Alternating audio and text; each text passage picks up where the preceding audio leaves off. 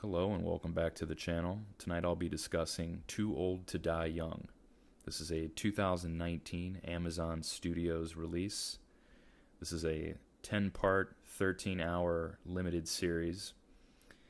It is written and produced and directed by Nicholas Winding Refn, who, for my money, is very close to Kubrick with his hypnotic style, great static shot work.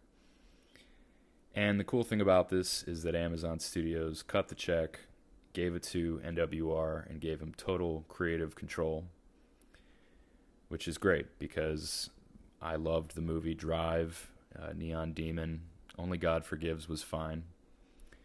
The guy's certainly got a style, and I would say he's in the same wheelhouse with Lars von Trier, sort of that provocateur style.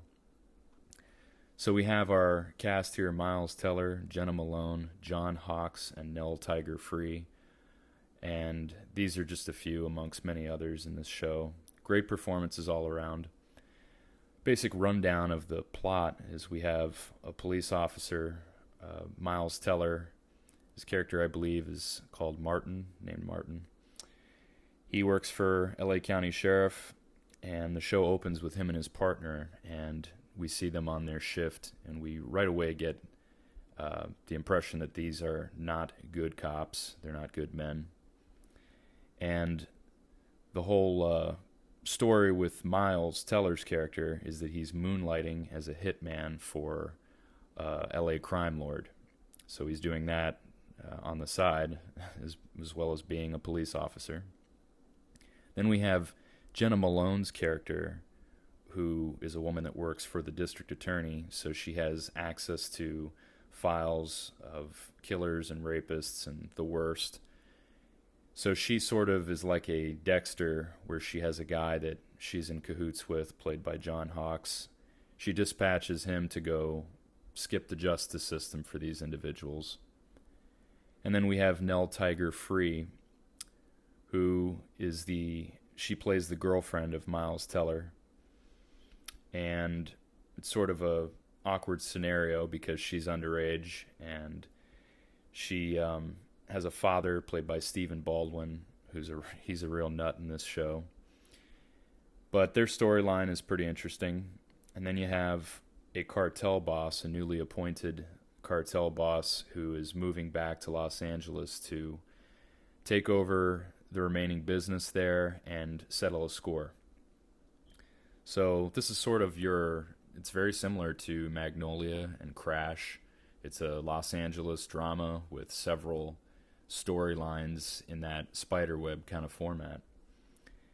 And I really like the themes here. This is kind of a social statement on, watching bad men do horrible things and not standing by. We have the lead characters who are sort of vigilante justice. And I think that's what brings that Western element up front.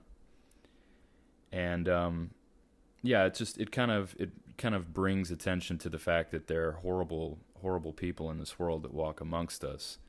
And not that vigilantism is encouraged, but sometimes they have to be taken out.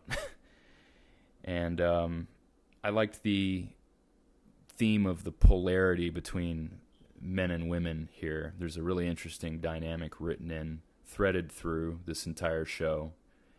And to go further into that would give things away, but I think that's really cool.